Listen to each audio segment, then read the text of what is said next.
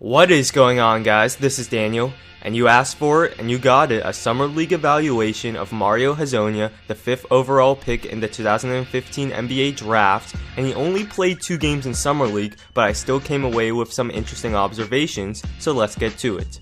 Let's start off with offense and his attacking ability. He's not known to have the best handle, but in 2 games it only got exposed once, here where he got the ball poked away. I was looking to see how often he attacked the basket and how successful he was, and a few times he got to the rim and got fouled, and he shows a good first step, and he was pretty aggressive in these 2 games, so that's a good sign. But his off-the-dribble attacking game is still raw, and here he turns it over trying to drive middle. He has a reputation for taking bad shots, but I was happy to see in 2 games he only took 1 step-back fadeaway, which he happened to hit. And this isn't off the dribble, but he shows off his athleticism catching an alley-oop on a beautiful backdoor cut. He was involved in a few pick and rolls, so let's talk about that. And here, when he reads the big man doesn't step up to stop him, he goes right in and jams it over a defender. But this time the big man does step up, so he needs to probe and look to hit the screener rolling, but instead he jacks up a bad mid-range shot. Same exact scenario, but this time Hezonja does make the right read and hits Gordon rolling to the basket, getting the assist. He's adequate at making the first read, seeing the big man steps up, but in terms of making the second or third read, he still has a long ways to go, and here he doesn't see a weak side defender rotating over, resulting in a turnover. Now let's talk about Hezonja coming off screens or pin downs, which he'll do a bunch in the NBA, and in 2 games he struggled hitting shots off of these pin downs, but to me that's nothing to really be concerned about. Here he comes off a down screen and curls it when he sees his defender goes over the top of the screen, and he finishes with a difficult floater, and I would have liked to seen him finish at the basket by taking 1 more hard dribble. Coming off a screen here, he picks up his dribble unnecessarily, but he's patient and makes a nice cross-court pass, resulting in a layup. Off a down screen, the big man comes over to stop him, so he needs to look to hit the screener rolling, but instead he forces up a bad shot. Again, his reads are still a work in progress, and here coming off a screen, he fails to recognize a perimeter defender helping one pass away, leaving a teammate open, and instead of passing it, he gets stripped.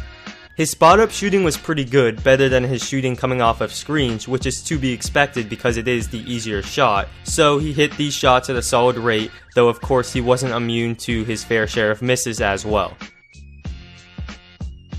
Hezonja was very good in transition, and here you see him run the floor hard and receive a pass getting a layup, and he should be a major threat in this area because of his athleticism, and here again he gets down the floor very quickly, though he misses the slam and then misses another dunk. And he can also excel at hitting threes in transition, which he does here. In terms of when Hezonja led the fast break, he was solid as well, and here he makes a nice pass to a rim runner. Nice job here of not trying to do too much, making the simple pass to Gordon, who gets fouled. Though his decision making on this fast break was questionable, trying to go 1-on-2 when he really never had a chance. So, he has a nice offensive arsenal. He's a great shooter, a capable passer, and a real threat in transition because of his speed, explosiveness, and shooting ability, and also, he showed promise attacking, being aggressive, and getting to the rim. Now, he can struggle with reads, which can result in bad shots and turnovers, which I showed you, and this could prevent him from becoming a great offensive player in his first few seasons, and he's not overly crafty as a scorer in terms of pump fakes, up and unders, for example, so he should be a decent offensive player from year 1, with potential to be a great one if he improves his reads, which I fully expect him to do. Let's talk about defense, and he shows great lateral quickness in terms of on-ball defense, and in these 2 Summer League games his effort was there, getting low in his stance as you see here, sliding and forcing a bad shot. Nice job here of not allowing the ball handler to use the screen toward the middle, and great overall team defense here to force the turnover.